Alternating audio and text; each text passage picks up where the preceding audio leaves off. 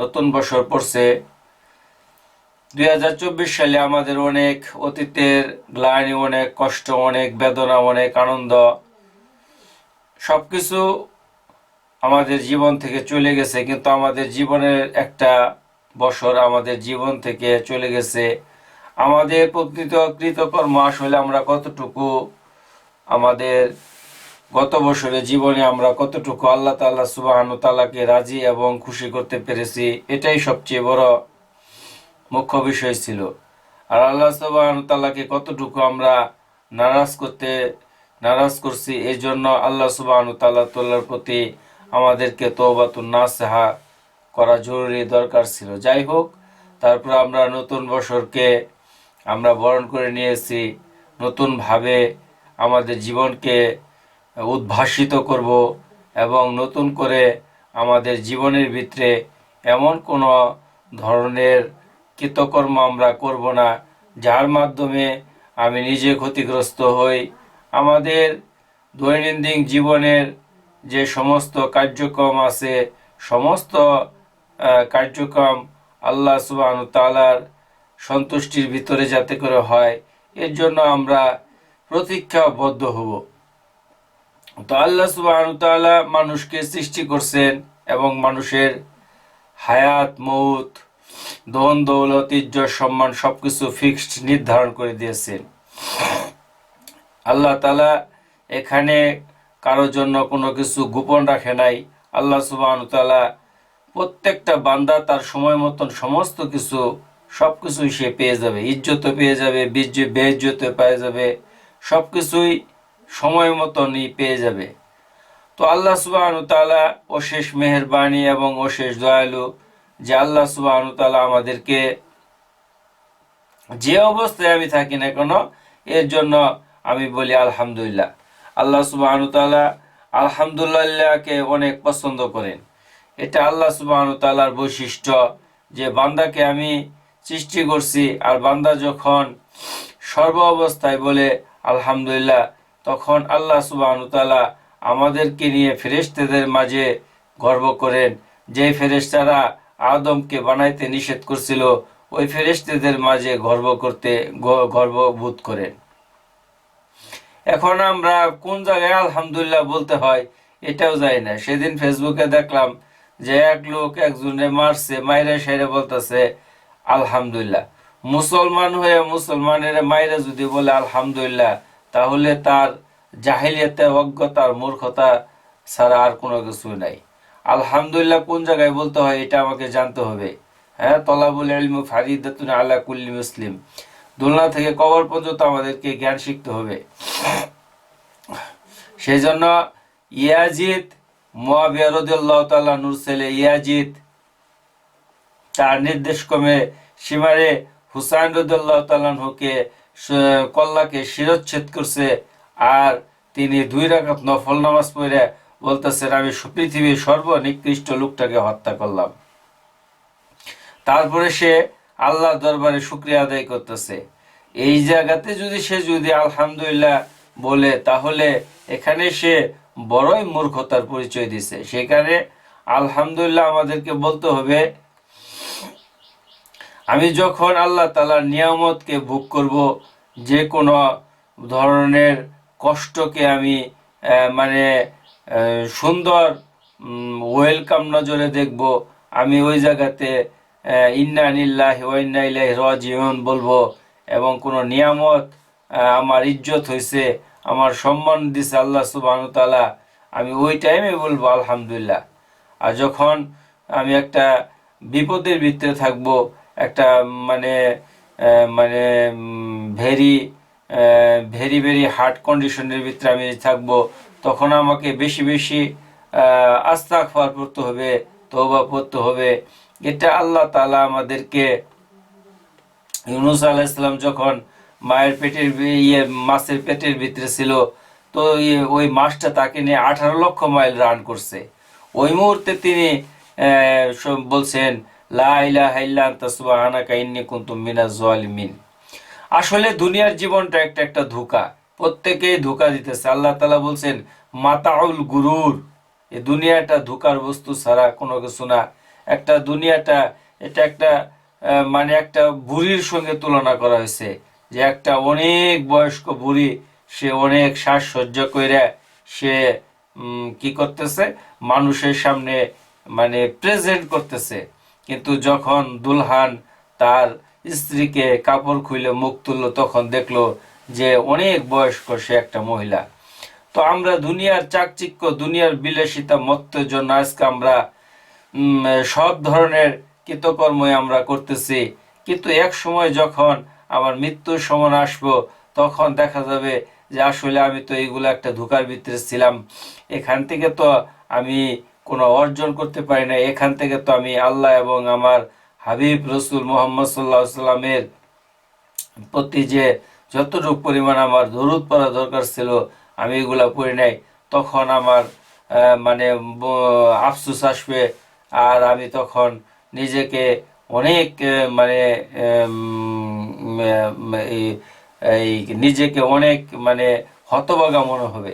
সেই জন্য আমাকে আগে থেকেই প্রিপারেশন নিতে হবে যে আসলে দুনিয়ার জীবনটা এখানে একটা ধোঁকা।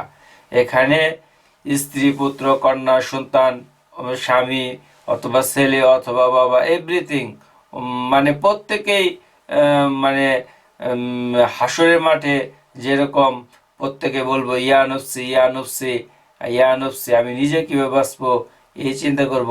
এরকম ওই দুনিয়াতে আমি যদি আল্লাহ এবং আল্লাহ রসুলকে না চিনি, তখন আমার ওই মুহূর্তের সময় আমি এই জিনিসগুলা একটু হইলে উপলব্ধি করতে পারবো।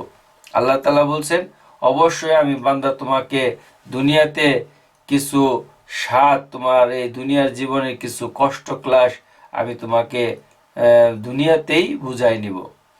যেমন আল্লাহ তাআলা বলেন, যখন মানুষের ওয়াজালা জুলুদাহুম বাদ্দালনাহুম জুলুদান গায়রাহা লিয়াযুকুল আযাব, যখন মানুষের চামড়া পুড়ে ঝলসে যাবে, তখন আমি রিফায়ারিং করে আবার নতুন করে বানাবো, আবার পুড়বে, আবার নতুন করে বানাবো, এইভাবে পড়তেই থাকবে। কেন? লিয়াযুকুল আযাব, তারা আযাবের স্বাদ ভোগ করবে।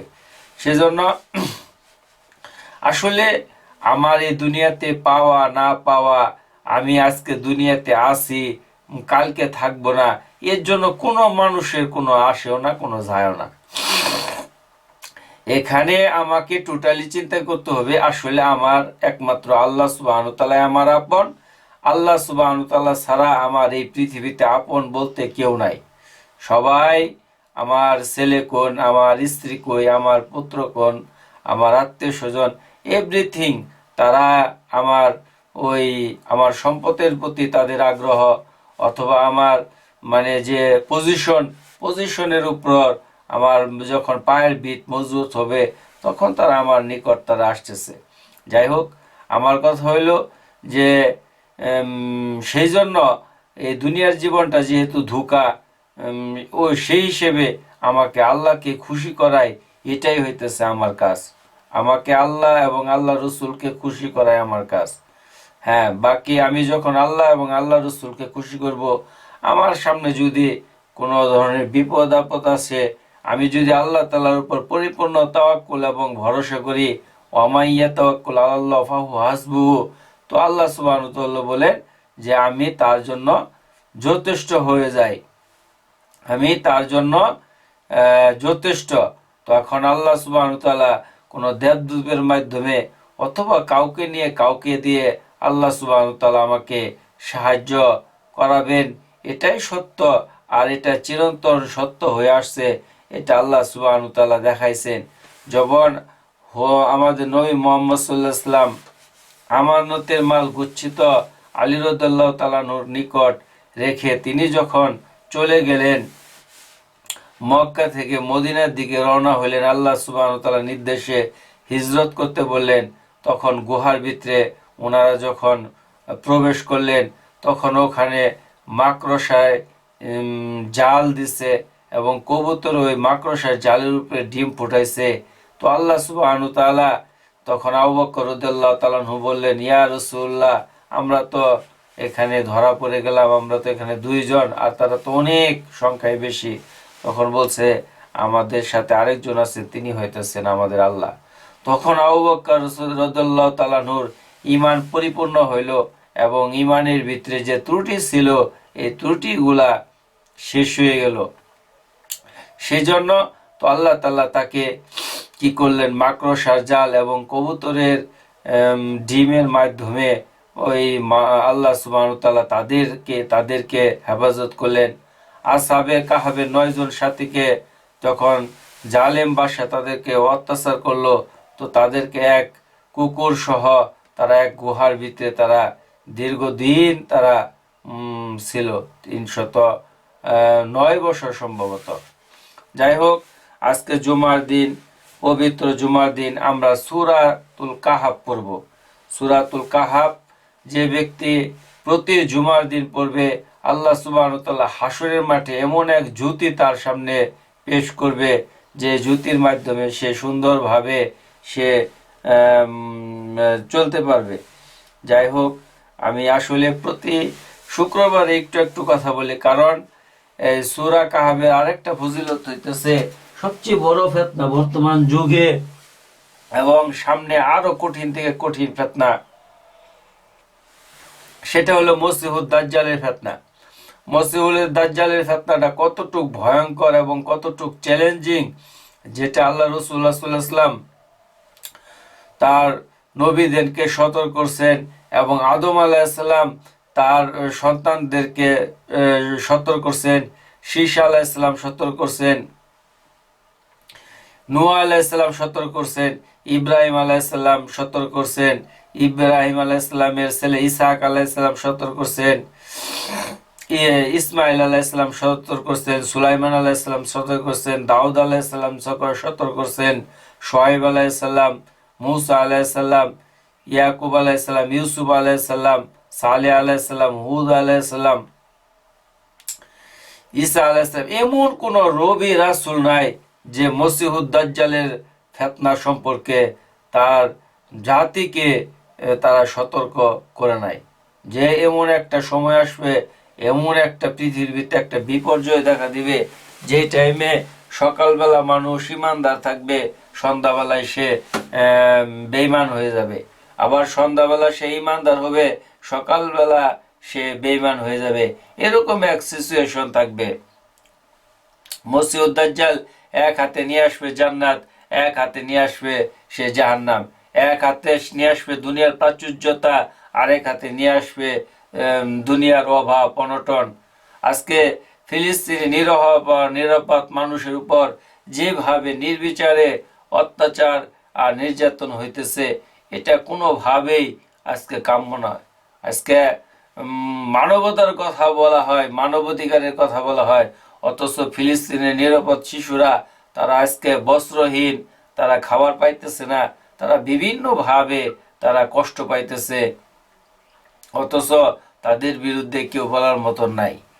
এখন আমরা বাংলাদেশে বাস করি, আসলে আমাদের তো শুধু মানে এতটুকু, এটা একটা যে দরিদ্রতম একটা দেশ, এখানে এমন কোনো সক্ষমতা নাই যার মাধ্যমে তাদেরকে হেল্প করা যাবে। এখানে আমরা মুসলমান, আমাদের ভিতরে একটা ইমানি গুরু দায়িত্ব আছে। এখানে অনেক সাধু দরবেশ, অনেক হক্কানি আলেম উলামা মাশায়েখ বিন্দু তারা এখানে বাংলাদেশে আছেন। আমাদের কর্তব্য হইতেছে আমাদের তাদের জন্য দোয়া করা।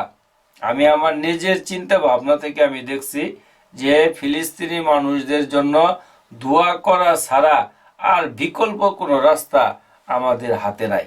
আমরা একমাত্র দোয়া করব যে আল্লাহ তুমি তাদেরকে হেফাজত করো, আল্লাহ তুমি তাদেরকে জীবনে চলার মতন এমন একটা সিচুয়েশন, একটা পরিস্থিতি তৈরি করে দাও। আর আসলে এইগুলা আমরা যত কিছুই বলি না কেন, এটা হবে না। এটা একমাত্র তখনই হবে, এটা আল্লাহ রাসূলুল্লাহ সাল্লাল্লাহু আলাইহি ওয়াসাল্লাম ভবিষ্যৎবাণী বলে দিয়ে গেছে যে এটা তখনই হবে যখন ইমাম মেহেদী আলাইহিস সালাম আসবে। ইমাম মেহেদী আলাইহিস সালাম মক্কা আত্মপ্রকাশ করবে, কিন্তু মদিনায় তিনি জন্মগ্রহণ করবেন। তার পিতার নাম থাকবে আব্দুল্লাহ, তার মাতার নাম থাকবে আমেনা। তখন মক্কায় যখন আত্মপ্রকাশ করবেন, তখন আল্লাহ রসুলের কাছে 317 জন হাতে বায়াত গ্রহণ করবে। আর এটা হচ্ছে খুসরানবাসী। এখন খুসরানবাসী বলতে ইরানের লোককেও বোঝানো হয়েছে, অথবা আফগানিস্তানের লোকদেরকেও বোঝানো হয়েছে। এটা আল্লাহ পাকই ভালো জানেন যে এই 313 জন কে হবে। তাদের মাধ্যমে তারা এরকম ভাবে ওখানে কয়েকটা যুদ্ধ সংগঠিত হবে, ওখানে তারা বিজয় লাভ করবেন। তারপর ঈসা আলাইহিস সালাম সিরিয়াতে আসবেন, সিরিয়া থেকে নিয়ে তারা ঈসা আলাইহিস সালামের মাধ্যমে মসিহুদ দাজ্জালকে তারা বাবে লুত নামক জায়গাতে, ইসরায়েলের ওই জায়গাতে তারা সেখানে তাকে হত্যা করবেন। সেই জন্য আসলে এখন এটা এই সিচুয়েশনের ভিতরে মুসলমানদের এরকম একটা দুর্বিষহময় জীবন আমাদেরকে পারি করতে হবে। এটা আমাদের মাথার মধ্যে ইনস্টল করে রাখতে হবে। তা না হলে আমাকে মানে এই পরিস্থিতি আমি মোকাবেলা করতে পারবো না। কঠিন থেকে কঠিন পরিস্থিতি আমাদেরকে মোকাবেলা করতে হলে আমাদের মাইন্ড সেটিংকে এটাকে আগে থেকে তৈরি করতে হবে। যদি আমরা হুট করে যদি মাইন্ড সেটিং তৈরি না থাকে, তাহলে আমরা এগুলা মোকাবেলা করতে পারবো না। সেই জন্য আল্লাহ রসুল সাল্লাল্লাহু আলাইহি ওয়াসাল্লাম কি করে কয়, আমাদেরকে এই সমস্ত ভবিষ্যৎবাণী বলে দিয়েছেন। আর সবচেয়ে বড় জিনিস হইতেছে পরীক্ষার ভিতরে কোনো প্রশ্ন আগে আউট করে দেয় না, কিন্তু এই উম্মতকে আল্লাহ সুবহানাহু ওয়া তাআলা কোরআনের মাধ্যমে সমস্ত প্রশ্নকে আউট করে দিয়েছেন। যে মানুষের দৈনন্দিন জীবন থেকে নিয়ে সাংসারিক জীবন, পারিবারিক জীবন, রাষ্ট্রিক জীবন, এবং কি মৃত্যুর পরে যে কি প্রশ্ন করা হবে, এগুলো সবকিছু আল্লাহ তাআলা বলে দিয়েছেন। আর এমন একটা কিতাবের মাধ্যমে আল্লাহ সুবহানাহু ওয়া তাআলা বলে দিয়েছেন যে এটার ভিতরে সন্দেহ লেশ মাত্র নাই। আল্লাহ সুবহানাহু ওয়া তাআলা বলেন, আলিফ লাম মিম যালিকাল কিতাবু লা রাইবা ফি। ইহা এমন একটি কিতাব যে কিতাবের মাধ্যমে সন্দেহ লেশ মাত্র নাই।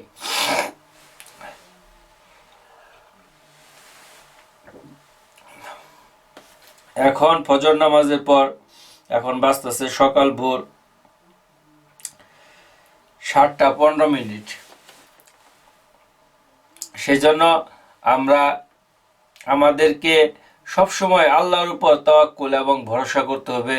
প্রতিটা মুহূর্তে মুহূর্তে আল্লাহ তাআলাকে স্মরণ করতে হবে। প্রতিটা মুহূর্তে মুহূর্তে আল্লাহ তাআলাকে দিলের ভিতরে মহব্বতের সহিত থাকা। আর সবচেয়ে বড় জিনিস হচ্ছে, মানুষ যত রকমের বিপদ আপদ পড়ুক না কেন, যখন দেখবে যে তার কোনো রাস্তা নাই, তার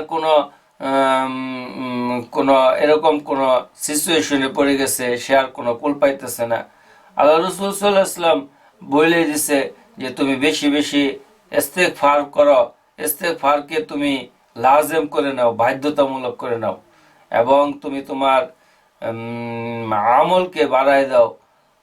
বেশি বেশি দোয়া ইউনুস পড়তে বলছে, লা ইলাহা ইল্লা আনতা সুবহানাকা ইন্নী কুনতু মিনাজ জালিমিন। আর তাহাজ্জুদের নামাজের সময় উঠে এরকম আল্লাহ সুবহানাহু তাআলার কাছে দোয়া করা, আল্লাহ সুবহানাহু তাআলার নিকট কান্নাকাটি করা, আল্লাহ তাআলার কাছে। আসলে দুনিয়ার জীবনটা এটা খুবই একটা অল্প সময়। সায়েন্সের হিসেব অনুযায়ী এটা একটা মাইক্রো সেকেন্ড না, 1 সেকেন্ডকে যদি আপনি যদি ভাগ করেন অনেক অনেক গুণ দেয়, তাহলে বলা একটা মাইক্রো সেকেন্ড। তো আখেরাতের তুলনায় এই দুনিয়াটা একটা মাইক্রো সেকেন্ড সময় নেয়।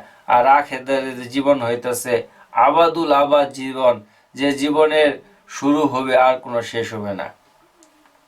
আল্লাহ সুবহানাহু তাআলা আল্লাহ তাআলা কত বড়, আমি দু একটা উদাহরণ আপনাদের সামনে এখন আমি পেশ করতেছি। যে আজকে পৃথিবীটার চেয়ে সূর্যটা 13 লক্ষ গুণ বড়, সূর্যের চেয়ে একটা নক্ষত্র কোটি কোটি গুণ বড়। একটা নক্ষত্র থেকে আরেকটা নক্ষত্র দূরত্ব কয়েক হাজার আলোর বছরের দূরত্ব। আর 1 সেকেন্ডে আলোর গতি 1,86,000 মাইল, ঘন্টায় কত মাইল, এবং একদিনে কত মাইল, 1 বছরে কত মাইল। এখন আল্লাহ সুবহানাহু তাআলা যদি এই একটা নক্ষত্র থেকে আরেকটা নক্ষত্র দূরত্ব কয়েক হাজার আলোর বছরের দূরত্ব হয়ে থাকে, তাহলে আল্লাহ সুবহানাহু তাআলা কতটুকু ডিস্টেন্স ফারাক রাখছে যে একটা নক্ষত্র থেকে আরেকটা নক্ষত্র।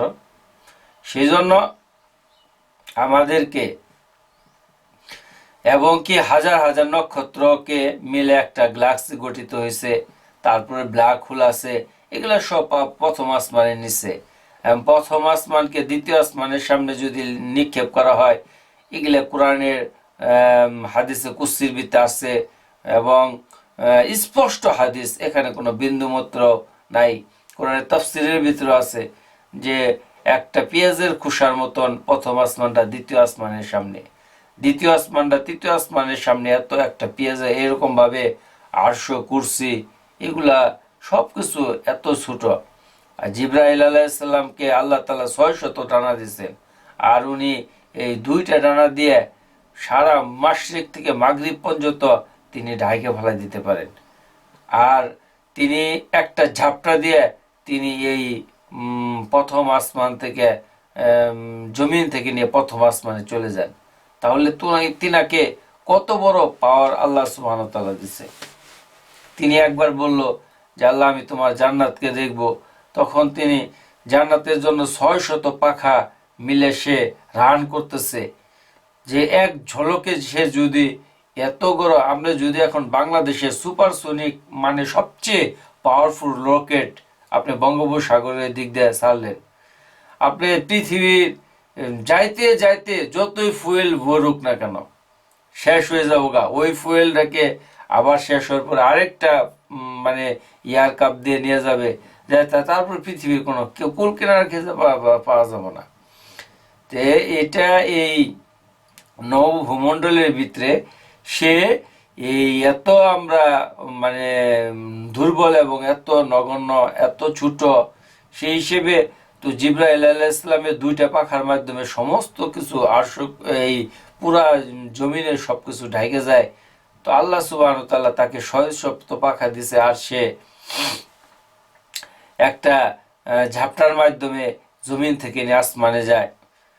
তো আল্লাহ সুবহানাহু ওয়া তাআলাকে তখন সে যখন বলল যে আমি এরকম অনেক দূর পর্যন্ত আসছি, তো অনেক দিন রান করার পরে সে ক্লান্ত হয়ে গেছে, তখন বলছে আল্লাহ আমি জান্নাতের কত দূর আসছি, বলছে যে তুমি জান্নাতের কিনারাও এখন আসো নাই। তাহলে এগুলো আল্লাহ সুবহানাহু ওয়া তাআলা কোথায় বানায় রাখছে, এগুলো তো আমাদেরকে বুঝতে হবে। আমরা এগুলো এক সময়, হ্যাঁ আজকে যদি এগুলা সিএনএন, আল জাজিরা, বিভিন্ন রাশিয়ার ডাউ টিভি তারা যদি প্রচার করতো এগুলো এক সময় মানুষ উদ্ভাবন করতে পারবো। এবং মানুষ আসলে আল্লাহ রাসূল সাল্লাল্লাহু আলাইহি ওয়াসাল্লাম উমর রাদিয়াল্লাহু তাআলা আনহুকে এক যুদ্ধের ভিত্তিতে পাঠাইছিল, আর তিনি ওই যুদ্ধের খলিফা ছিলেন। তখন বলল যে উমর রাদিয়াল্লাহু তাআলা আনহু জুমার খুতবা দিতেছেন, আর তিনি ওই খুতবা অবস্থায় দেখতেছেন যে পাহাড়ের পদদেশ থেকে কাফেররা পিছন দিকে মুসলমানদের হামলা করার জন্য প্রিপারেশন নিতেছে। তখন আল্লাহ রাসূল সাল্লাল্লাহু আলাইহি ওয়াসাল্লাম খুতবার মধ্যে মানে ইয়া সারিয়াতুল জাবাল মানে এই সারিয়াকে সতর্ক করতেছে যে তুমি সতর্ক হও, পিছনের পাহাড়ের পদদেশ থেকে হইতেছে 1000 মাইল দূরে। এটা সারিয়া শুনতে পাইছে। তখন উমর রাদিয়াল্লাহু তাআলা আনহুকে জিজ্ঞেস করা হলো আপনি খুতবার মাঝখানে এই ধরনের কথা বললেন। তখন তিনি বললেন যে আমি সারিয়াকে সতর্ক করলাম। তারপর ওই কাফেলা যুদ্ধ শেষ করে আসলো, আসার পরে তাদেরকে জিজ্ঞেস করা হইলো যে আপনি তো তোমরা কি উমর রাদিয়াল্লাহু তাআলা আনহুর কথা শুনছ? তখন বলল যে স্পষ্ট আমরা তার কথা শুনতে পাচ্ছি, এবং আমরা তার কথা শোনার পরে তার কমান্ড মানার পরে থেকে আমরা কি করছি, ওদেরকে অ্যাটাক করছি, যার ফলে আমরা ওই যুদ্ধে জয়লাভ করছি। ওখান থেকে আজকে মনে করেন যে ডিজিটাল প্রযুক্তি বের হয়েছে, ওখান থেকে আজকে ভিডিও কনফারেন্সের মাধ্যমে আমরা কথা বলতে পারতেছি। যখন আল্লাহ রাসূল সাল্লাল্লাহু আলাইহি ওয়াসাল্লাম মেরাজে গেল, তখন তিনি প্রথম গেল আল্লাহ রাসূল সাল্লাল্লাহু আলাইহি ওয়াসাল্লাম মসজিদে আকসা, ওখানে সমস্ত নবীদেরকে নিয়ে তিনি ইমামতি করলেন। ইমামতি করার পরে তিনি উর্দু আকাশে গেলেন জিব্রাইল আলাইহিস সালামের মাধ্যমে। জিব্রাইল আলাইহিস সালাম মাধ্যমে ওখানে মসজিদে আকসা গেলেন। তারপরে তিনি রব রব দিয়ে আল্লাহ সুবহানাহু ওয়া তাআলা তাকে এরকম আরশ আজিমের কাছের দিকে ওইদিকে সাত আসমান ভেদ করে যখন গেলেন, তখন তিনি বলতেছেন যে আমি যদি আর এক চুল পরিমাণ আগাই তাহলে আমি আল্লাহ নূরের তাজাল্লির মাধ্যমে আমি পুরে ভস্ম হয়ে যাবে। তখন আল্লাহ সাল্লাম বুরাক নামক এক যা বাহন পাঠাইলো, আর ওই বুরাকের মাধ্যমে আল্লাহ রসুল্লাহ সাল্লাহ সাল্লাম আল্লাহ নিকট সান্নিধ্য লাভের জন্য তিনি সেখানে গেলেন। তে রব রবের ধরে তারা আবিষ্কার করলো রকেট, আর বুরাকের নাম ধরে তারা আলাপ বুরাকের মাধ্যমে গেল প্রথমে, তারপরে রব রব বুরাকের বদে তারা এরকম বিমান আবিষ্কার করলো, আর রব রব দিয়ে তার রকেট আবিষ্কার করলো। তো এইগুলো আজকে সায়েন্স প্রযুক্তি সবকিছু এগুলো রসুল্লাহ ইসলাম এই যে আজকে বড় বড় শিপিং, বড় বড় এক একটা শিপের ভিতরে অনেক কন্টেনার বহন করতেছে, এগুলো নূহ আলাইহিস সালামের উদ্ভাবনী ছিল। তো আজকে আমরা সবকিছু আমরা কোরআনের ভিত্তিতে থেকে আমরা পাই। কোরআনকে আজকে ইহুদ মুশরিকরা তারা অত্যন্ত আরো বেশি বুঝে আমাদের চেয়ে, তারা এটাকে রিচার্জ বেশি করে। প্রত্যেকটা জিনিসকে আপনাকে আমাদেরকে রিচার্জ করতে হবে, উদ্ভাবনী ক্ষমতা আমাদেরকে মানে তৈরি করতে হবে, যার দ্বারা আমরা সম্মানিত হই, আমরা লাভবান হই। যাই হোক, আল্লাহ সুবহানাহু ওয়া তাআলা অশেষ মেহেরবান, আল্লাহ তাআলা দয়াবান, আল্লাহ তাআলা মানে দয়ার সাগর, মায়ার সাগর, মহব্বতের সাগর।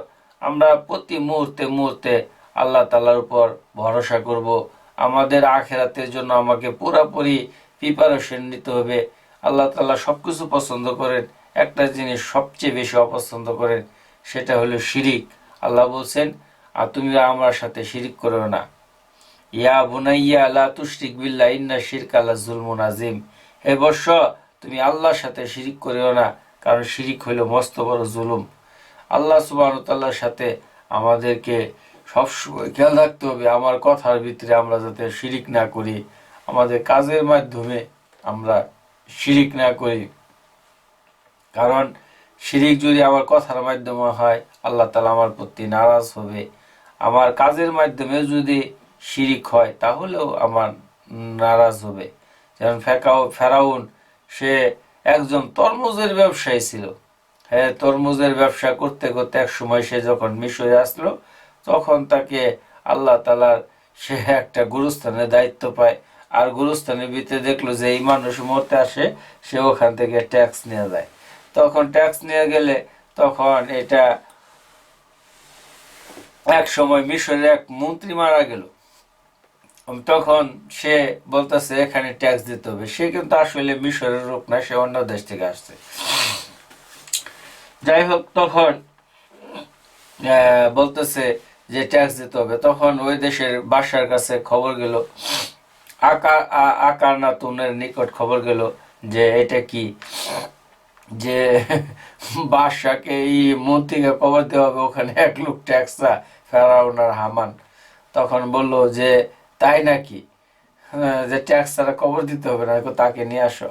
তখন ফেরাউন এবং হামানকে দেখলো, দেখার পরে পরে বললো তোমরা কই থেকে আসছো। তখন তারা তাদের লাইফ হিস্টোরিটা বললো। তখন ওই দেশের বাদশা বললো এরা তো অনেক দুর্দর্শ চালাক চতুর। তখন তাদেরকে ওই কি করে কয় মন্ত্রী, ওই যে মন্ত্রী বানাইছে এই মন্ত্রীর বানাই দিছে। আর ওখান থেকে সে মন্ত্রী মানে দক্ষতার কারণে একসময় সে মিশরের বাদশা হইল, ফারাও নামে ঘোষিত হইল। সে এক সময় সে এমন এক মানে ক্ষমতাধর হয়ে গেল, সে ক্ষমতায় নিতে নিতে সে আবার সে বলল যে ফাকাল আনা রব্বুকুমুল আলা, আমি তোমাদের সেরা প্রভু। তো যখন সে নিজেকে সেরা প্রভু দাবি করছে, তো আল্লাহ সুবহানাহু ওয়া তাআলা তাকে ইঁদুরের মতন চুবায়ে চুবায়ে, আমরা যখন ইঁদুর ফাটকের ভিতরে পড়ে আমরা পানির ভিতরে চুবায়ে যেরকম মারি, ওরকম ভাবে ইঁদুরের মতন চুবায়ে চুবায়ে আল্লাহ তাআলা তাকে মারছে। যখন মুসা আলাইহিস সালাম তার দলবলকে নিয়ে তারা এরকম ভাবে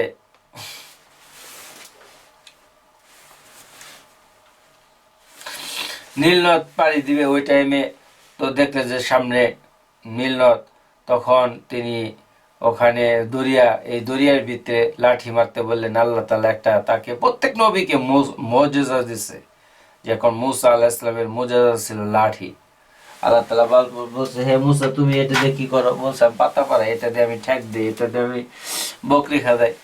যখন ফেরাউনের জাদুকররা এরকম ভাবে 70,000 তারা করছে, এই যে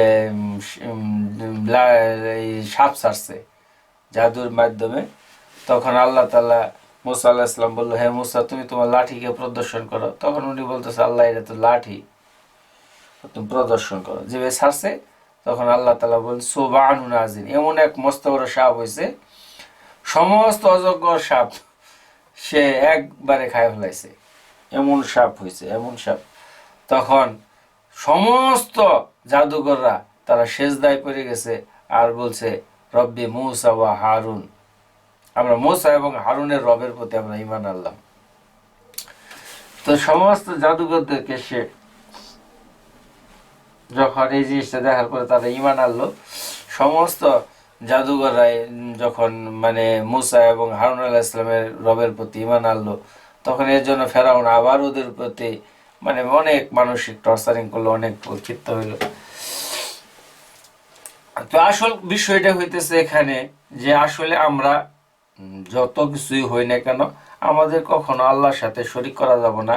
আমার কথার ভিতরে, আমার চলাফেরার ভিতরে, আমার ইয়ের ভিতরে এমন কোনো আহম্মিকতা, এমন কোনো দাম্ভিকতা থাকা যাবে না যার মধ্যে আল্লাহ তাআলা নারাজ হয়। আল্লাহ তাআলা বলছেন যে ইজ্জতের মালিক আমি, আমি আল্লাহ, আর ইজ্জত একমাত্র আমার জন্য সাজে। আর যদি কেউ আমার এই চাদর নিয়ে কেউ টানাটানি চেঁচাচেঁচি করে, আমি তাকে দুনিয়াতে চরম জিল্লতি শিখরে পৌঁছাই দিব। এটা আল্লাহ সুবহানাহু ওয়া তাআলা এগুলো দৃষ্টান্ত, আসলে দৃষ্টান্ত কোরআনের ভিতরে এগুলো বলা তো কোনো প্রশ্ন আসে না, এই জাতিকে শেখানোর জন্য, যাতে করে জাতি বুঝতে পারে যে অতীতে কি হয়েছে।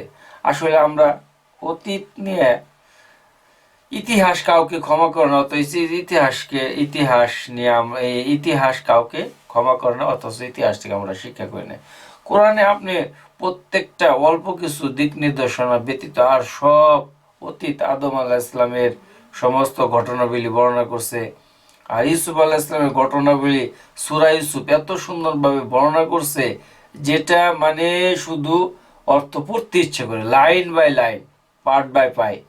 তার যে 11টা ভাই ছিল, তারা যে স্বপ্নে দেখছিল, ইউসুফ আলাইহিস সালাম আহাদা আশারা কাউকাবান, যে তার পিতাকে বলছিল যে 11টা তারকা এবং সূর্য চন্দ্র আমাকে সিজদা করতেছে। তখন তিনি বলছিল, তোমরা তোমরা এই ভাইদের কাছে এই কথা প্রকাশ করিও না। অথচ ইউসুফের আলাইহিস সালামের যে আরো যে 10জন না 9জন ছেলে ছিল অন্য ওয়াইফের ঘরে, তারা বারবার বলছে যে আমরা তো ইউসুফকে রেখে আসছিলাম, ভায়াকুলু জিবা, তাকে নেকড়ে বেগে খেয়ে ফেলেছে। আর ইউসুফ আলাইহিস সালামের সারা পিতা সবসময় বলছে, আমি ইউসুফের ঘ্রাণ পাচ্ছি, ইউসুফের ঘ্রাণ পাচ্ছি। তিনি সবসময় বলছে যে তোমরা সত্য কথাটা বলো, তারা বলে নাই। ইউসুফ আলাইহিস সালামের বিচ্ছেদে ইয়াকুব আলাইহিস সালাম তার চোখ অন্ধ হয়ে গেছে। একসময় সত্যি সত্যি ইউসুফ আলাইহিস সালামকে তারা কূপের ভিতরে ফেলাইছে। ওখানে বণিক দল তা ফায়াকুলু যখন তারা ওই বালতি ফালাইছিল, তখন ওই বালতির ভিতরে জিবরাইল আলাইহিস সালাম ওই ইউসুফ আলাইহিস সালামকে উঠাই দিছিল। আর তারা বলল, ইয়া বুশরা হাজা গুলামুন, এটা আমরা একটা সুন্দর বাচ্চা পাইছি, আর আমরা এটা বিক্রি করব। তো তারা আবার আরেক বণিক দলের কাছে বিক্রি করলো। তাও এই বণিক দলের যে মুদ্রাটা দিল এটা অচল। তো তারা আবার মিশরের বাজারে বিক্রি করলো। মিশরের থেকে আবার জুলেখা তাকে কিনে নিয়ে গেল। আবার জুলেখা এই আমিন হুতেবের স্ত্রী ছিল, সে তাকে চড়া মূল্যে কিনে নিয়ে গেল। আর জুলেখা ওখানে সে রাষ্ট্রীয় মর্যাদায় সে বড় হইতে লাগলো, নিজের সন্তানের মতন মানুষ করলো। এক সময় জুলেখায় তার সৌন্দর্য, তার লাবণ্যত্ব, ইউসুফ আলাইহিস সালাম চেহারা দেখে সে নিজেই মানে কামচরিত করার জন্য সে পাগল হয়ে গেল। এমন অবস্থা হয়েছে যে কোনোভাবে জুলেখা রাজি করতে পারে না ইউসুফ আলাইহিসসালামকে। তখন তারা ফোন দিয়ে আটলো, তাকে 7টা তালাবদ্ধ কামরার ভিতরে নিয়ে আটকাইলো। আটকায় জুলেখা সে ধর্মপরায়ণ ছিল। তার যে মূর্তি ছিল, তার যে মাবুদ ছিল, তাদেরকে অত্যন্ত সে ভক্তি করতো, মানে অত্যন্ত ধর্মপরায়ণ ছিল। তখন জুলেখা তাকে যখন ইয়ের জন্য করলো, তখন মূর্তিকে ডাকতেছে। তখন ইউসুফ আলাহিসাল্লাম ওই জিনিসটা তার কাছে একটা বিবেকে, সে একটা মূর্তি, পাথরের মূর্তিকে সে ডাকতেছে, আর আমার আল্লাহ তো দেখতেছে। যখন ইউসুফ আলাহিসাল্লাম জোরে মানে তাকে ধরাধরি করছে, তখন জোরে দৌড় দিছে। তো আল্লাহ তালা প্রত্যেকটা কারিমামা, প্রত্যেকটা বাইরের 7টা গেটে তার লাগাই দিছে। এগুলো আল্লাহ তালা খ্যাট খ্যাট খ্যাট খ্যাট খ্যাট সব খুলে দিছে। তো আল্লাহ তালার কুদরত তখনই পাওয়া যায় যখন আমার সাধ্য অনুযায়ী আমি চেষ্টা করব, বাকিটুকু আল্লাহ তালা আমাকে হেল্প করবে। এখন কিভাবে করবেন সেটা আল্লাহ তালা পার্সোনালি বিষয়। এখন আমি যদি ওটা চিন্তা করি, যে তাহলে ওটা হবো না। কারণ আমার জিম্মাদারি, আমার যতটুকু করার দরকার আমি এটুকু করবো, বাকিটুকু আল্লাহ তালার ফায়সালা, আল্লাহ তালা এটুকু করবেন। যখন ওই একবার গেট খুলে গেল, তখন দেখলো জুলেখা একদম বিমর্ষ অবস্থা, অত্যন্ত মানে কি করে কয় প্যানিক, অত্যন্ত নার্ভাস এবং অত্যন্ত উত্তেজিত অবস্থা, মানে কামক অবস্থা। আর ইউসুফ মানে হাফাইতেছে ইউসুফ আলাইহিসসালাম। তখন দেখলো ইউসুফ আলাইহিসসালামের পিছন দিয়ে জামা ছিঁড়ে। তখন বললো, ইউসুফ তুমি এটা কি করতেছো? তখন তার স্ত্রী বলতেছে জুলেখা, যে দেখেন আমিন হুতেপ আমার বাদশা, আমার প্রভু মালিক, আপনার স্ত্রীকে সে মানে কামচরিত্র করার জন্য সে আপনার খাস কামরার ভিতরে সে প্রবেশ করছে। তখন এটা তার হাজবেন্ডের কাছে একটু কেমন জানি একটু মানে লাগছে। তখন বলল যে ইউসুফ তুমি এটা কি করছো? তোমাকে আমি আমার সন্তানের মতো মানুষ করছি, এবং তোমাকে আমি সবচেয়ে মানে আমার যে রাষ্ট্রীয় যে আমার যে আছে প্রটোকল, এগুলো দিয়ে আমি তোমাকে অনেক জ্ঞান, অনেক দীক্ষা দিছি, এবং তোমার কথাগুলো আমার অনেক মনোমুগ্ধ করছিল, তুমি এটা কি করছো? তখন বলল, এটা জুলেখার সম্পূর্ণ একটা মিথ্যা কথা। আপনি যদি আমার কথা বিশ্বাস না করেন, তাহলে আল্লাহ সাক্ষী আছে। তখন বলল যে তোমার পক্ষে কোনো সাক্ষী আছে? আমার পক্ষে কোনো সাক্ষী নাই। জুলেখা বলল, জুলেখা তোমার পক্ষে কোনো সাক্ষী আছে? হ্যাঁ। বললো কারি মামাকে ডাক দাও। কারি মামাকে সে ডাক দিল। সে বলল, হ্যাঁ আমি দেখছি আমিন হুতেব সাহেব, যে সে তো তার আপনার স্ত্রীর সাথে সে কুকর্ম করার জন্য। তখন বলল, তোমার পক্ষে সাক্ষী? আমার পক্ষে কোনো সাক্ষী নাই, এখানে একটা ছোট বাচ্চা আছে, তাকে জিজ্ঞেস করেন। ওই টাইমে আবার জুলেখার বোনের একটা ছোট একটা বাচ্চা নিয়ে তাদের বাড়িতে মেহমান হিসেবে তারা আসছে। তখন ওই বাচ্চাকে বলল যে তাকে জিজ্ঞেস করেন। তখন আমিনুতে বললো, এটা তুমি কেমন ধরনের কথা বলো? এই ছোট বাচ্চা সে কি কথা বলবে, একদম দুধের বাচ্চা। ওরা বললো আপনি জিজ্ঞেস করেন। তখন তাকে জিজ্ঞেস করলো, তুমি কি সাক্ষী দিবা বলো। তখন বলল, দেখে যদি ওই ছোট বাচ্চা বলতেছে যে ইউসুফের জামা যদি সামান দিয়ে ছেড়ে থাকে, তাহলে ইউসুফ দোষী। আর ইউসুফের জামা যদি পিছন দিয়ে কমেসুন কোদ্দামিন যদি পিছন দিকে ছেঁড়া থাকে, তাহলে জুলেখা দোষী। তখন দেখলো যে ইউসুফ আল্লাহ ইসলামের পিছন দিয়ে জামা ছিঁড়ে। তখন তখন আমিন হতে বুঝতে পারছে যে এটা আসলে এই জুলেখারই কারসাজি। তখন তিনি বললেন যে আসলে মহিলাদের চক্রান্ত অত্যন্ত ভয়াবহ।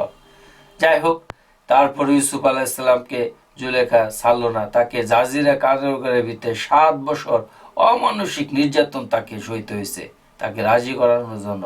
তারপরও সে রাজি হয় নাই। যাই হোক, আল্লাহ সুবহানাহু ওয়া তাআলা ওখানে একটা মানে স্বপ্নের তাবির ব্যাখ্যা করছিল, আর ওখান থেকে সে ওইটা সত্যই হয়। তখন ওই দেশের যে বাদশা অকারনাতুন আসছিল, তার নিকট ওই বাদশার স্বপ্নের কথা বলছিল।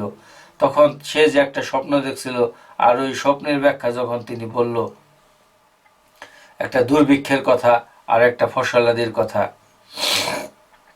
তখন তাকে খাদ্যমন্ত্রী বানা হইল। এক সময় ওই বাদশা মারা গেল, তাকে আবার মিশরের এই রাষ্ট্রীয় প্রদান করা হইলো। কেনান থেকে তার বাইরে আসলো, আইসা ওই যে সে স্বপ্ন দেখছিল, ওই স্বপ্নের কথা সত্য হইল। তখন সমস্ত ভাইয়েরা তারা সেজদায় লুটে পড়লো যে আহাদ আশারা কাউকাবান লিয়াসজুদ, মানে সেজদা করবে যে, তখন তারা করলো, মানে ভুলই করলো। আর ইউসুফ আল্লাহ ইসলামের পিতার চোখ অন্ধ হয়ে গেছিল, ইউসুফ আল্লাহ ইসলামের রুমাল দিয়ে করছে, চোখ ভালো হয়ে গেছিল। তো ওখানে ইউসুফ আল্লাহ ইসলামের দীর্ঘদিনের এক রাজত্ব, এক শাসন চলতেছিল। যাই হোক, আমার কথা বলার ওইদিকে উদ্দেশ্য না। আমার কথা আজকে আমি অনেকক্ষণ দীর্ঘক্ষণ ভিডিও করে ফেলেছি। সেটা হলো এখন বর্তমান নান্দিনের তাপমাত্রা হইতেছে 13 ডিগ্রি সেলসিয়াস, শীতের 13 ডিগ্রি সেলসিয়াস।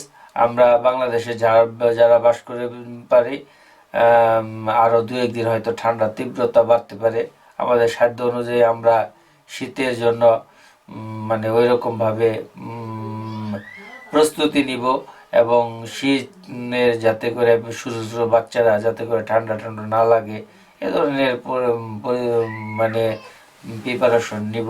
এবং দেশে যারা আমরা বাস করি, দেশের প্রত্যেকটা নাগরিক কীভাবে ভালো থাকে এর জন্য আমরা সবাই চিন্তা করব।